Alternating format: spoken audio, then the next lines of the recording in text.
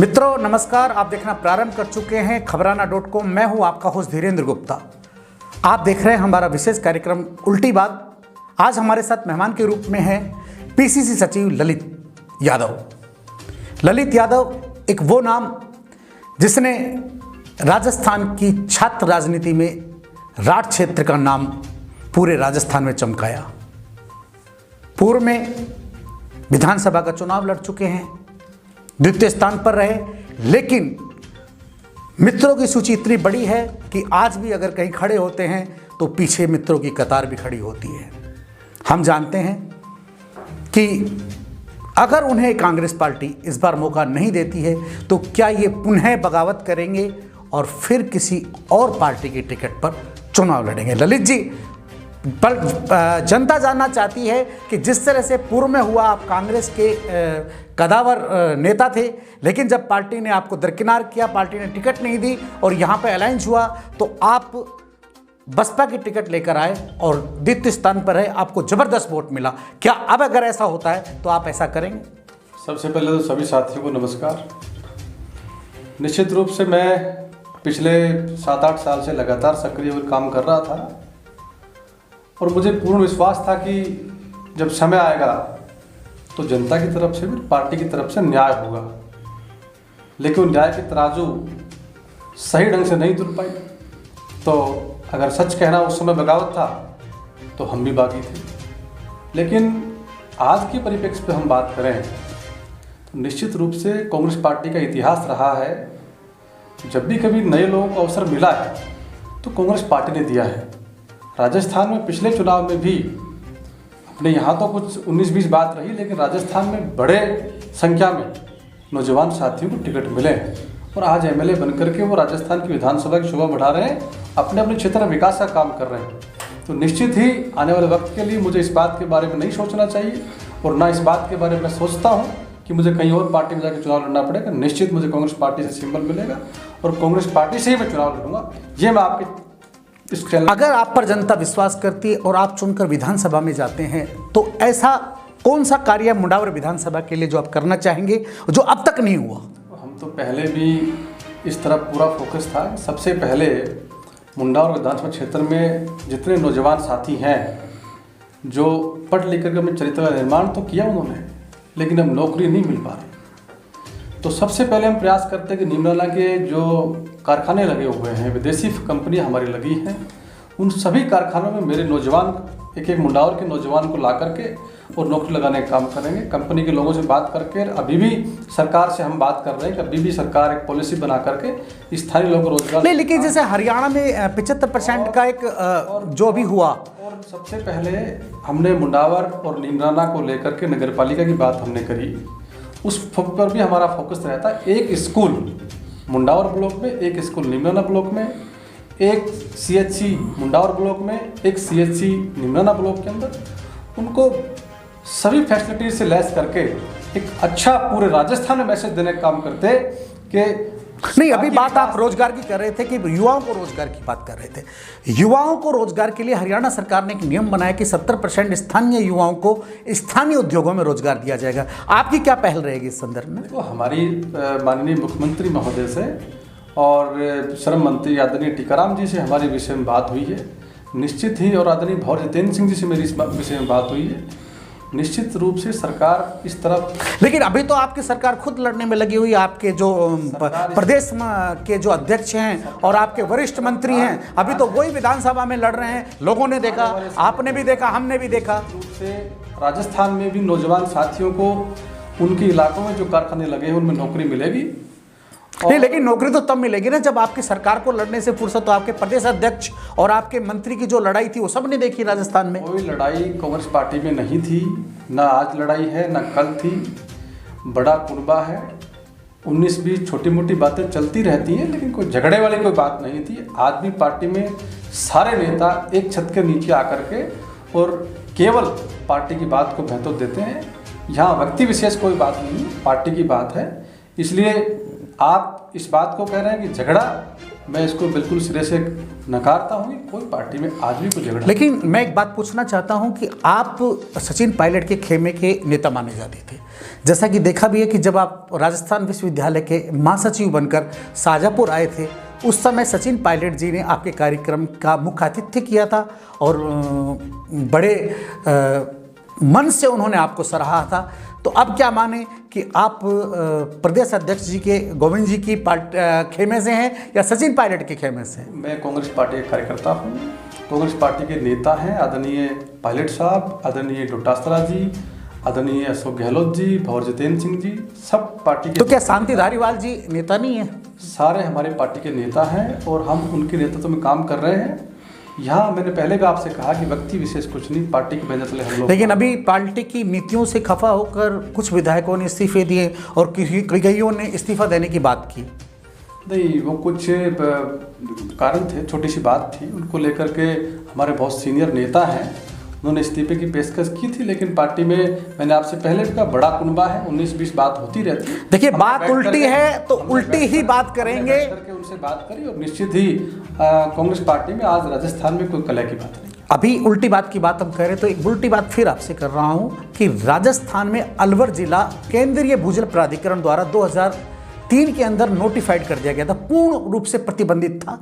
पानी लगातार यहाँ नीचे गिर रहा है और शाजापुर में एक औद्योगिक इकाई है यूबी, और यूबी ये वही इकाई है जो विजयमाला, जो देश का भगोड़ा है, उसकी वो इकाई है और लगातार जल दोहन हो रहा है। उसके लिए नेताजी आपके क्या प्रयास हैं? देखो, विजयमाल्या जी को आदरणीय मोदी जी का संरक्षण रहा पहले भी, देश के प्रधानमंत्री। लेकिन अब तो सरकार आपकी है, राज्य में तो देश के प्रधानमंत्री हैं, इतने बड़े व्यक्ति का जिसके ऊपर संरक्षण हो तो वो कुछ भी काम करता है। लेकिन हम लोगों ने इसके ऊपर पूरी कमेटी बनाई है और हम उस पर पूरा, पहले भी हम कंपनी में जाके जांच करके आए हैं और अभी हमने जो एक्सपर्ट लोग हैं उनको बुला करके, हम लोगों की समझ में नहीं आई वो चीज़, हम जाके देख के आए, एक्सपर्ट लोग बुला करके और उसकी पूरी जांच करेंगे और निश्चित रूप से हम लोग उस पर पूरा फोकस हमारा है और वहाँ कमियाँ मिलेंगी तो डेफिनेटली हम उनको कम बंद करवाने का। राठ क्षेत्र में विकास हुए हैं, लेकिन एक ऐसी सड़क है जो मखमल में टाट का पैबंद लगती है, शाजापुर से बैडोद को जोड़ने वाली, या यूं कहूं नेशनल हाईवे से जिले को जोड़ने वाली एक सड़क ऐसी है जो आज भी निर्माण की बाट जोड़ती है। नेताजी, जब हम यहाँ के विधायक से बात करते हैं तो वो ठेकेदार के भगने की बात करते हैं, लेकिन अब तो सरकार आपकी है और आप पीसीसी सचिव भी हैं। क्या प्रयास रहेंगे कि ये सड़क जल्दी से जल्दी बने? सबसे पहले जिम्मेदारी होती है, जो आदमी चुन के जाता है वो अपने क्षेत्र का विकास करे, लेकिन वो तो केवल भेदभाव की नीति पे काम करने वाले लोग हैं। इसी सड़क का एक वाकया मेरे को आपने याद दिलाया। सबसे पहले इस हिंदुस्तान के अंदर, हमारे देश के अंदर शहीदों का बड़ा सम्मान है, लेकिन विधायक महोदय ने जब सड़क बन रही थी तो स्वर्गीय धर्मपाल जी, जो पूर्व में हमारे विधायक मंडाल के रहे हैं, उनकी जो समाधि स्थल है उन तक तो बात करके और सड़क बनवा दी। उनसे जस्ट बगल में दीवार लगते हुए देश का, हमारे इस मुंडावर क्षेत्र का गौरव बढ़ाने वाले शहीद सुरेंद्र जी तक्षक साहब, जिनकी प्रतिमा वो लगा हुआ है, वहाँ सड़क उनको जस्ट बगल में छोड़ दिया। तो अब हम समझ सकते हैं कि यहाँ के जो नेता हैं, जो विधायक हैं, वो किस तरह की राजनीति करना चाहते हैं, किस तरह के जातियों में लोगों को बांटना चाहते हैं। और मैं समझता हूँ कि नेताओं से बहुत ज़्यादा बड़ा कद अगर किसी का होता है तो वो इस देश का सम्मान शहीद का होता है, और उन्होंने तो उनका ही अपमान कर दिया, खुद के गांव के शहीद का अपमान कर दिया। तो फिर आपने इसका कोई प्रसंज्ञान लिया? हमने प्रसंज्ञान लिया, हमने अधिकारियों से बात करी और करके अगले ही दिन, 1 महीने के बाद हमने संज्ञान उस पर लिया और उसके अगले ही दिन अधिकारियों ने उस पर संज्ञान लेकर के तुरंत प्रभाव से सड़क को बनाने का काम किया और हमने शहीद का सम्मान बनाने का हम सब लोगों ने मिलकर काम किया। निश्चित ही जब भी कोई, चाहे कोई अपना हो या पराया, शहीद देश का होता है, देश का गौरव होता है, इसलिए उनके लिए ये मन में भाव नहीं होने चाहिए कि मेरा है, पराया है। और रही बात सड़क की, तो निश्चित ही आपने ठीक बात कही है कि सड़क जो है लंबे समय से इसका काम नहीं हो पा रहा है और अटका पड़ा है। मैं अभी 5 दिन पहले भी जाके आया हूँ और मैंने उच्च अधिकारियों से बात करी है। अभी अगर वो ठेकेदार काम नहीं करेंगे तो दूसरा ठेकेदार दूसरे को टेंडर करके और जल्दी, बहुत जल्दी सड़क का काम करवाने का कांग्रेस पार्टी काम करेगी। नेताजी, डीएमआईसी के तहत 10 गांवों की जमीनों का अधिग्रहण होना था, जिसमें कुछ गांवों को छोड़ दिया गया और अभी कुछ गांव हैं जो अधिग्रहण में ले लिए गए हैं।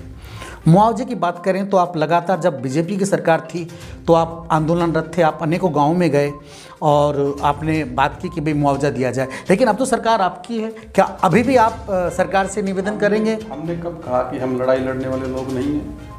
मैंने आपसे कहा कि सच कहना बगावत है, तो हम भी बागी हुए।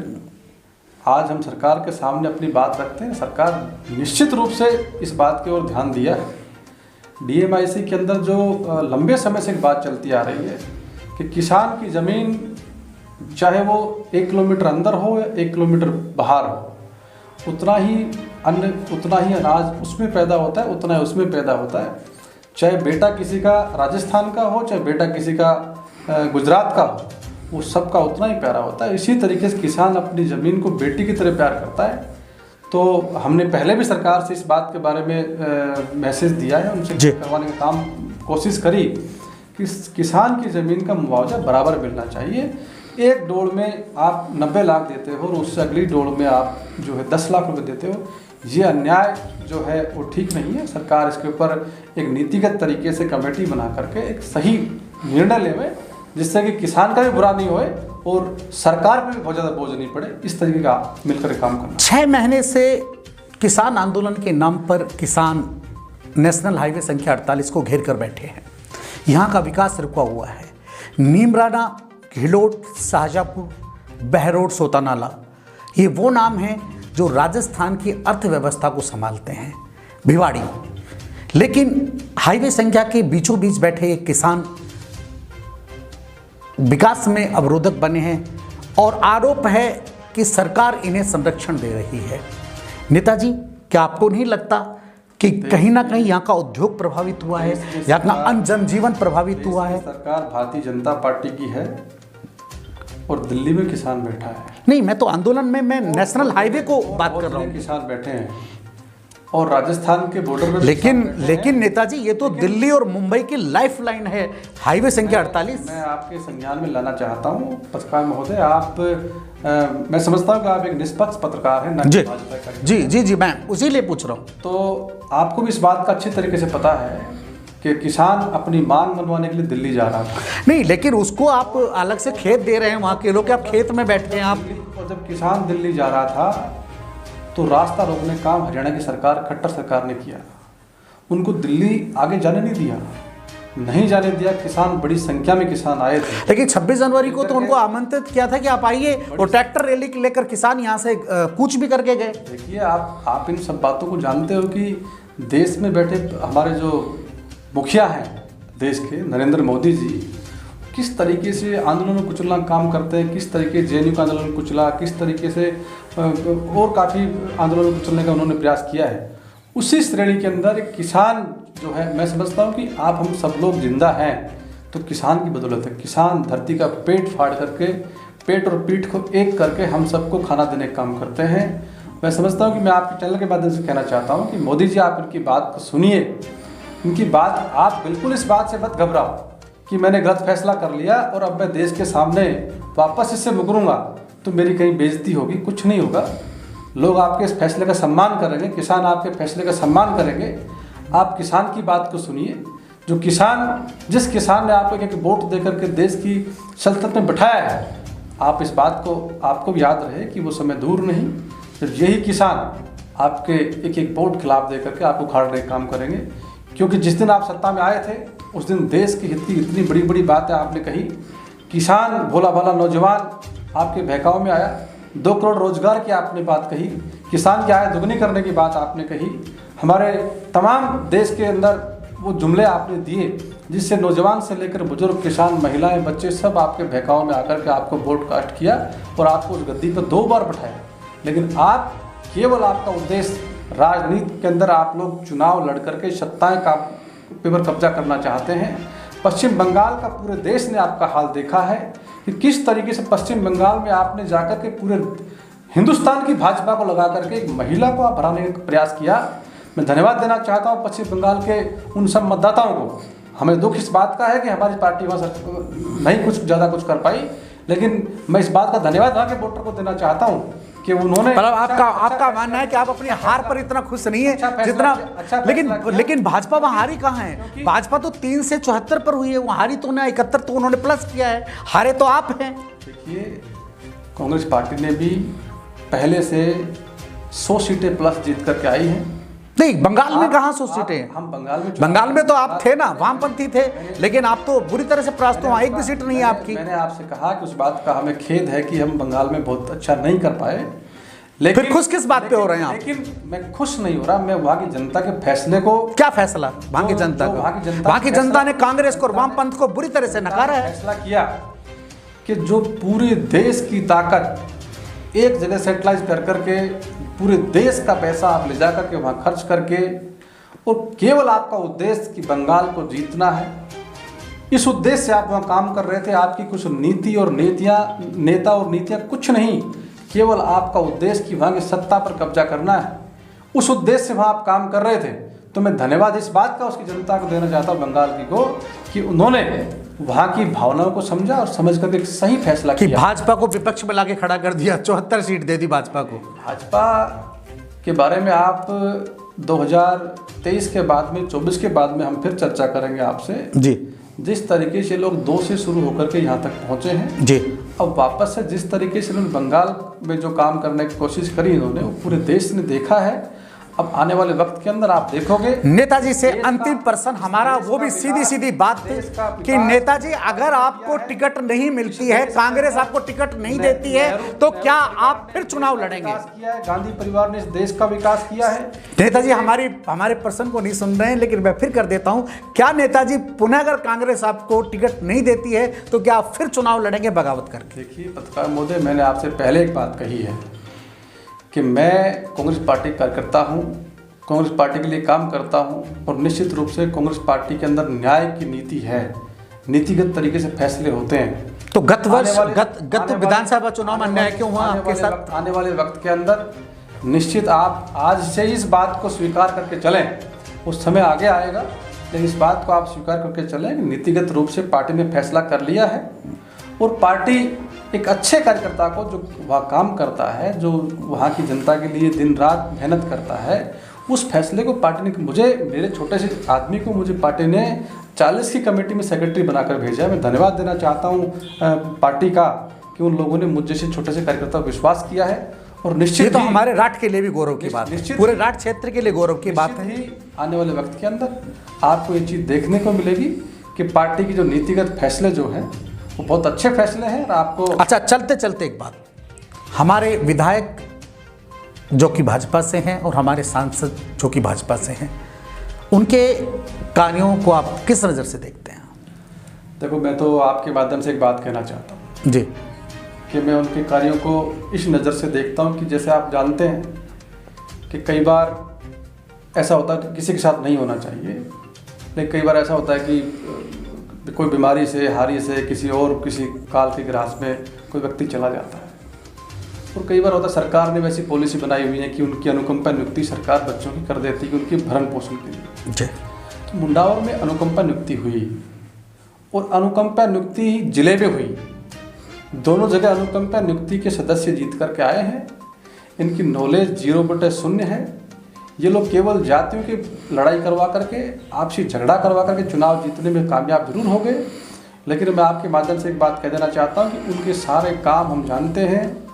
निमाना के फैक्ट्री में क्या करते हैं, किस तरीके से उन्होंने ठेका लेकर के, और आम जनता को जिन्होंने, जो लोग उनके लिए खड़े होकर के वोट मांग रहे थे, उनको किस तरीके धक्का देकर बाहर निकालने के वो लोग काम कर रहे हैं, किस तरीके से वो लोग शहीदों का अपमान कर रहे हैं, और किस तरीके से, किस प्रचंड योजना बना करके और जातिवाद का जहर फैलाने का काम कर रहे हैं।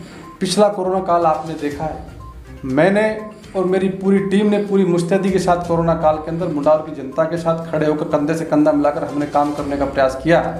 इस बार भी कोरोना काल के अंदर हमारी पूरी टीम ने करीब 12,72,000 रुपये खर्च करके, हमारे साथियों ने मिलकर के पूरे मुंडावर में उपकरण देने का हमने काम किया है। निश्चित ही जब हम लोगों ने शुरुआत करी तो लोगों ने कहा कि भाई आप क्यों नहीं आते हो, तो झूठा सच्चा 1-2 बार आके गए हैं। इसलिए मैं आपसे, आपके माध्यम से कहना चाहता हूँ, जो भी कोई व्यक्ति उनके पास जाता है काम के लिए, कहता है तो मेरी सरकार नहीं है, तो अब जरूर आप सुनेंगे, मुझे पता है, तो भाई इस्तीफा दे दो आप। कोई दूसरा आदमी कर लेगा काम, आपसे काम नहीं होता तो।